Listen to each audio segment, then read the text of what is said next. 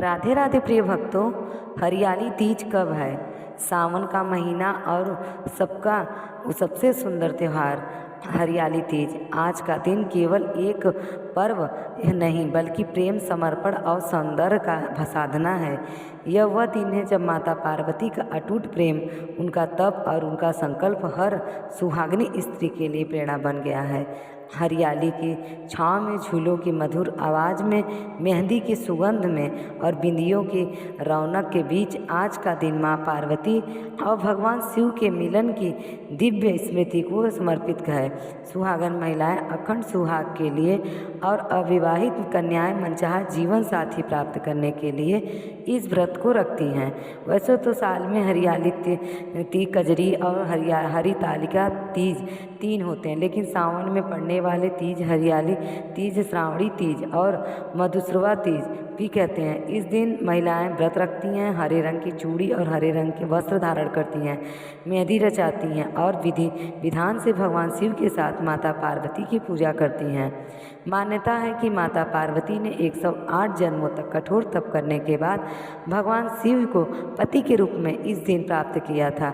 इस दिन भगवान शिव और माता पार्वती का विधिवत पूजा करने से अखंड सुहाग और वरदान भी मिलता है।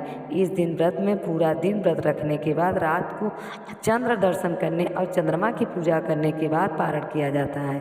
आइए जानते हैं इस हरियाली तीज का व्रत कब है, व्रत कब खोला जाएगा, चंद्रमा की पूजा करने का शुभ मुहूर्त क्या रहेगा, ऐसी कौन सी गलतियां जो हरियाली तीज में व्रत के पुण्य को नष्ट कर देती है। वीडियो शुरू करने से पहले जानकारी पसंद आए तो वीडियो को लाइक करके हमारे चैनल को सब्सक्राइब जरूर कीजिएगा, ताकि इस दिन आप कथा की सुन भी पाएँ। सावन मास के शुक्ल पक्ष तृतीया तिथि प्रारंभ होगी 26 जुलाई दिन शनिवार को रात 10:42 से। तृतीया तिथि समाप्त होगी 27 जुलाई रविवार को 10:41 पर। उदया तिथि के अनुसार हरियाली तीज 27 दिन रविवार को रखी जाएगी और हरियाली तीज व्रत भी इसी दिन रखा जाएगा। इस व्रत में बहुत से लोग निर्जला व्रत रखते हैं। लोग फल और जल के साथ भी व्रत धारण करते हैं। कुछ लोग इस व्रत में रात की चंद्रमा पूजन करने के बाद पारण करते हैं। महिलाएं अगले दिन सुबह सूर्योदय के बाद पूजा करके व्रत खोलती हैं। इस दिन महिलाएं पति की लंबी उम्र, तरक्की और सुखी दाम्पत्य जीवन के लिए निर्जला उपवास रखती हैं। शास्त्रों में हरियाली तीज का विशेष महत्व है। तीज व्रत भगवान शिव और माता पार्वती की पूजा अखंड सौभाग्य प्राप्त होती है। आइए जानते हैं 2025 में हरियाली तीज 27 जुलाई को है। ये सुहागिनियों का त्यौहार होता है। इस त्यौहार में राधा रानी जी का श्रृंगार किस तरह से करना है, उनकी कौन सी विशेष सेवा होती है जो कि हमें ज़रूर से करनी चाहिए। अगर आपके पास राधा रानी की सेवा घर पर नहीं है तो विशेष सेवा हमें किस तरह से करनी चाहिए। हरियाली तीज के दिन क्या भोग लगाएं लड्डू गोपाल जी को, श्री जी को, सारी जानकारी आपको इस वीडियो में मिलेगी। सावन के महीने में विशेष रंग हरा है, इसमें विशेष महत्व होता है। सभी सुहागन महिलाएं हरे रंग की चूड़ियाँ पहनती हैं, 16 श्रृंगार धारण करती हैं, हरे रंग की साड़ी पहनती हैं। तो ऐसे ही हम श्री जी की भी हरियाली तीज पर 16 श्रृंगार धारण करवाते हैं। श्री जी को हरे रंग का लहंगा पहनाते हैं, हरी चुनरी पहनाते हैं और हरे रंग की चूड़ियाँ श्री जी को जरूर से पहनानी चाहिए। देखिए, सावन के महीने में काफ़ी बारिश होती है और मौसम में बहुत ज़्यादा नमी होती है, और इस मौसम में हमारे लड्डू गोपाल लाली आपने देखा होगा कि हल्के सांवले हो जाते हैं। तो लड्डू गोपाल जी श्री जी सांवले ना हो, इसके लिए हमें क्या करना है, दही से स्नान कराना, उनकी शहद से स्नान कराना और गोपी चंदन होता है जिसके आप स्नान करवा सकते हैं। लड्डू गोपाल जी और श्री जी को सोने जैसे चमकने लगते हैं। तो हरियाली तीज के दिन आप इन चीज़ों से लड्डू गोपाल जी की सेवा कर सकते हैं। आप पंचामृत से स्नान करा सकते हैं।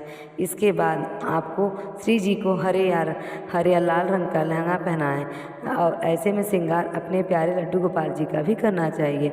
अगर घर में श्री जी की सेवा नहीं है तो लड्डू गोपाल जी को ही आपको विशेष सेवा और उनको किशोरी जी बनाना चाहिए। लड्डू गोपाल जी का श्रृंगार श्री जी के स्वरूप में करना है, ठीक है। उनको लहंगा पहनाना है, चुनरी पहनानी है और उनको गजरा वगैरह लगा करके 16 श्रृंगार करके अच्छा सा सुंदर सा तैयार करना है। अपनी शिव पार्वती जी के साथ साथ राधा कृष्ण जी की भी पूजा का विशेष महत्व है। इस दिन राधा कृष्ण जी झूला झूलते हैं और बाके बिहारी जी श्री वृंदावन धाम में सोने की झूला में वो विराजमान होते हैं। आज हमारी राधा रानी सफ़ेद छतरी में अपने भक्तों को दर्शन देगी। हरियाली तीज पर आज पावन और पुनीत अवसर पर अवसर पर हमारी महारानी जाती अपने सफ़ेद छतरी में अपने भक्तों को दर्शन के देती हैं। हम आपको बता दें कि वर्ष में 2 बार ही वो सफ़ेद छतरी में जाती हैं। हरियाली तीज पे जो कि 27 तारीख को है, राधा स्वामी के अगले दिन होती हैं, और राधा अष्टमी पे जिसमें राधा रानी दर्शन देती हैं। हम राधा रानी मंदिर में ये विशेष दर्शन उनका सफ़ेद छतरी में कराया जाता है और उनका झूला भी विशेष तरीके से आप उनका सजा सकते हैं। जैसे आप घर में ही राधा रानी और लड्डू गोपाल जी की सेवा कर रहे हैं तो घर में ही अनेकों फूल पत्तियां ले आके राधा रानी का श्रृंगार कर सकते हैं। उनके झूले की तैयारी आप कर सकते हैं घर में। राधा कृष्ण के झूले की तैयारी आप अनेकों पुष्प से पत्ती से आप सजा सकते हैं और ये तैयारी 5 दिन तक चलती रहती है झूले की। अब आप रोज़ उनको सुबह शाम या दिन भर झूले में बैठा के आप झूला झुला सकते हैं। आज के दिन ही उनके झूला झूलती हैं और उनकी सखियाँ सब उनके साथ में ही खड़ी रहती हैं, झूला झुलाने की इच्छुक रहती हैं।